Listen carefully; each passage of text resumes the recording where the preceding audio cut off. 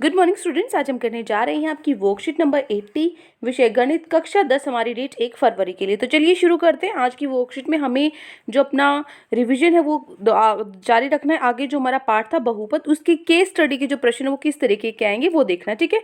तो आज की वर्कशीट में आपको 2 प्रश्न दिए गए हैं, दोनों में आपको कुछ ग्राफ बना के दिखाए गए हैं और नीचे कुछ 5 प्रश्न पूछे गए हैं। 5 में से आपको कोई 4 करनी है, ठीक है। तो मतलब अभी हम पाँचों करेंगे, दोनों क्वेश्चंस की दोनों 5-5 क्वेश्चन करेंगे, लेकिन एग्जाम में आपको 5 में से कोई भी 4 आप कर सकते हो, ठीक है। तो ये 3 ग्राफ आप ध्यान से देखो। इनमें देखो, अगर आप जो बहुपद के शून्यक निकालते हो तो बहुपद के ग्राफ में कैसे निकालोगे। बहुपद के शून्यक वह बिंदु हैं जहां ग्राफ कार्तीय तल में एक्स अक्ष से मिलता है। वो बिंदु जो एक्स अक्ष पे मिलता है, ये देखिए, ये आपका एक्स अक्ष है, ठीक है। तो ये बिंदु मिल रहा है, तो ये क्या है, बहुपद का शून्यक है। इसमें ये आपका एक्स अक्ष है, यहाँ पे मिल रहा है, यहाँ पे मिल रहा है और यहाँ पे मिल रहा है, ठीक है।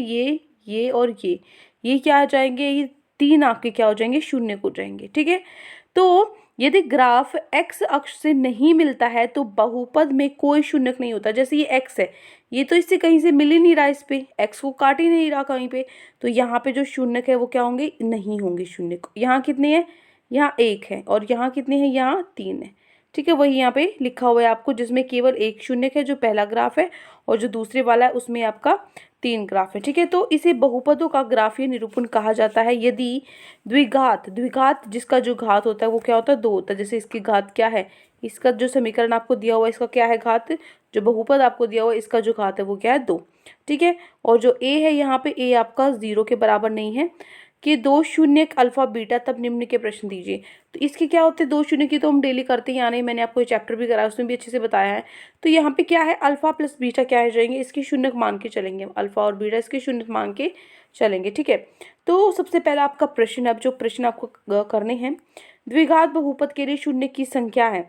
द्विघात बहुपद क्या होते हैं, जिनका घात क्या होता है, 2 होता है, तो उनकी जो संख्या होती है शून्य की, अभी हमने पढ़ा था, है ना। द्विघात बहुपद के 2 शून्यक यहाँ पे लिखा हुआ है ना, बहुपद के 2 शून्यक अल्फा और बीटा होते हैं, तो 2 हो गए ना अल्फा और बीटा। तो फर्स्ट का आंसर हमारा क्या हो जाएगा, फर्स्ट का हमारा आंसर हो जाएगा सी, मतलब 2 होते हैं।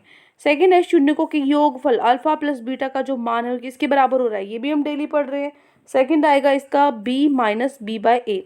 थर्ड है शून्यकों के गुणनफल अल्फा बीटा का मान है, तो यहाँ से आप लिखोगे थर्ड का आप लिखोगे यहाँ c बाय ए। पता है ना आपको, ये तो आपने जो शून्यकों का योगफल है, जो शून्य का गुणनफल है, ये तो अच्छे से याद होंगे आपको। चौथा है, जो चौथा और पांचवा थोड़ा सा हल आपको करना पड़ेगा, तो दोनों के आंसर्स में लिखवा देती हूँ। फोर्थ का आपका आंसर आएगा डी, और जो फिफ्थ है उसका भी क्या आएगा, डी आएगा। लेकिन ये आएंगे कैसे, ठीक है, फोर्थ और फिफ्थ लिखने कैसे वो मैं आपको बता देती हूँ। सबसे पहला है अल्फा और बीटा दे रखा है आपको, मतलब शून्य का योग दे रखा है, योगफल और गुणनफल दे रखा है, तो आपको ये निकालना है अल्फा का वर्ग प्लस बीटा का वर्ग, ठीक है।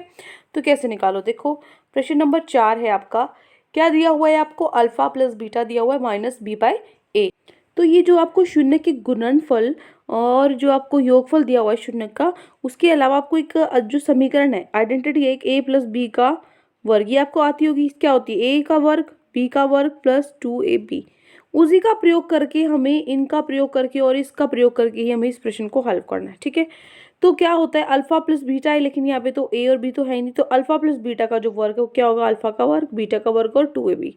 तो यहाँ से 2 अल्फा बीटा, तो यहाँ से क्या हो जाएगा, हमें तो ये चाहिए ना, ये तो चाहिए ही नहीं, तो इसको इधर ले जाओ, ठीक है। इधर लेके क्या कर देंगे, इसको माइनस कर देंगे, ठीक है।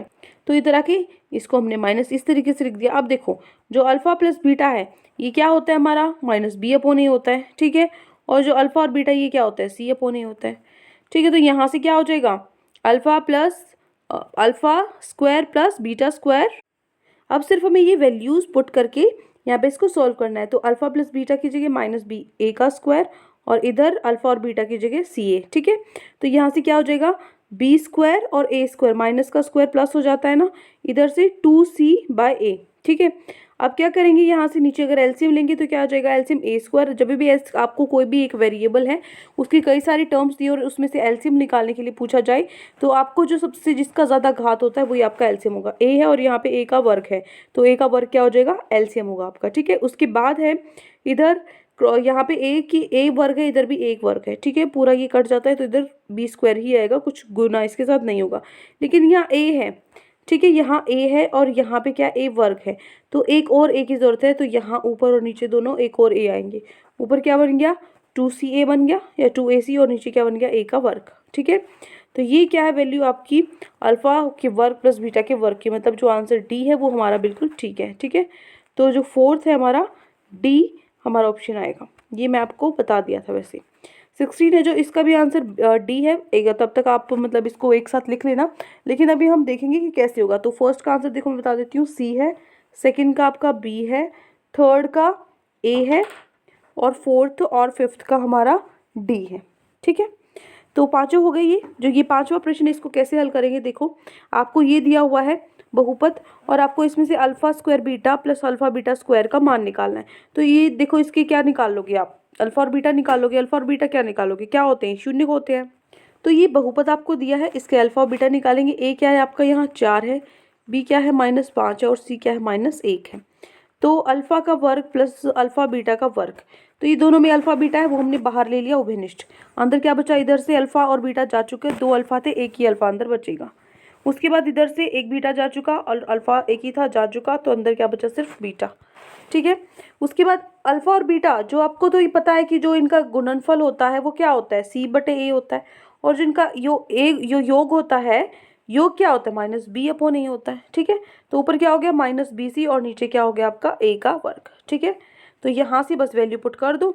ए आपका -b क्या है, ये -b क्या है, माइनस तो आएगा ही, और b क्या -5। ये नहीं सोचोगे कि यहाँ पे पहले से ही आपको माइनस लगा के दे रखा है तो आप इसको नेग्लेक्ट कर सकते हो, ठीक है। चाहे 2 बार लगाना पड़े, आपको लगाना पड़ेगा खुद से ही, ठीक है। उसके बाद है यहाँ पे है इसको सॉल्व करोगे तो माइनस माइनस, और c क्या है बेटा आपका, c है आपका, ये यहाँ पर आपका जो c है वो -1 है, c -1 है। तो नीचे क्या है 4 का वर्ग है, 4 का वर्ग कैसे, a क्या है हमारा 4 है, 4 का वर्ग क्या होता है 16, तो -5/16 जो हमारा ऑप्शन डी है वो बिल्कुल सही है, ठीक है। जो ऑप्शन डी है वो हमारा बिल्कुल करेक्ट होगा, ठीक है। अब चलते हैं आगे। नेक्स्ट है दूसरा प्रश्न। देखो अब दूसरे प्रश्न में भी आपको उसी तरीके से दिया हुआ, तो सबसे पहले आप देखते ही बताओ इसमें कितने शून्य है, इसमें 2 हैं, इसमें कितने 1 2 3 4 शून्य है, इसमें 1 2 3 शून्य है। समझ में आ गया शून्य कैसे निकल रहे, जहाँ पे ये एक्स अक्ष को काट रहा है, ठीक है, जो जहाँ बिंदु से मिल रहा है। तो देखो जो द्विघात बहुपद है परवलय द्वारा दर्शाया गया है, 2 घात होने के कारण इसके अधिकतम 2 शून्य हो सकते हैं, ठीक है। 2 घात होती है तो कितने शून्य होंगे, इसके 2 ही होंगे, अल्फा और बीटा। तो ग्राफ की प्रवलयाकर प्रकृति को द्विघात बहुपद के लिए पहचानिए और निम्न के प्रश्न दीजिए। तो पहला प्रश्न है आपका, ऊपर दिए गए ग्राफों में से द्विघात बहुपद के लिए 2 शून्य की संभावना कौन सी है। 2 शून्य की संभावना, तो देखो 2 शून्य तो आपके पहले वाले में थे 1 और 2, पहले वाले में थे आपके, ठीक है। तो आप क्या लिखोगे, पहली में। दूसरा है द्विघात, आपको ये दिया हुआ है बहुपद, इसके गुणनखंड आपको निकालने, x का वर्ग -2x - 8। तो x² - 2x - 8, इसके अंदर हम कैसे करते हैं सॉल्व, ये 8 यहाँ पे मान लीजिए 1 है, 8 × 1 = 8 होता है, इसका आप एलसीएम लो 2 4, ठीक है, इस तरीके से आता है, ठीक है। तो ये क्या होगा 2 2 × 4 और एक ये बच जाता है 2, ठीक है। तो 4 में से 2 गई 2 भी आता है, और इनको अगर मल्टीप्लाई करें 4 2 = 8 भी आता है, ठीक है। इसका मतलब हमने सही किया। अब इधर -2x है, माइनस कब आता है, जब बड़े का साइन माइनस होता है। तो 4 और 2 में से घटाना था, तो 4 क्या है माइनस का हो गया बड़ा। अब 2x है, अगर मैं इस पर भी माइनस लगा दूंगी, माइनस माइनस तो प्लस हो जाते हैं ना, तो -6x आएगा, लेकिन हमें तो 2x ही चाहिए, तो ये एक प्लस में करना पड़ेगा क्योंकि प्लस माइनस माइनस होते हैं, ठीक है। तो जो हमारा ये अब हमारा स्प्लिट हो गया। अब इसके अंदर से क्या ले लेंगे, कॉमन ले लेंगे।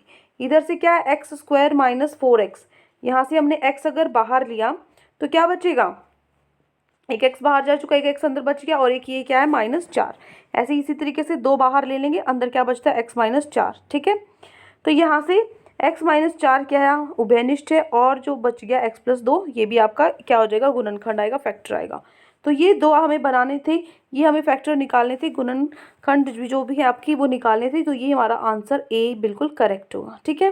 तो क्वेश्चन नंबर 2 का जो ए आंसर है वो हमारा बिल्कुल करेक्ट है, ठीक है। अब देखो प्रश्न नंबर 3, द्विघात बहुपद, आपको वही वाला बहुपद दिया है, बस आपको इस बार क्या निकालने हैं, शून्य निकालने हैं।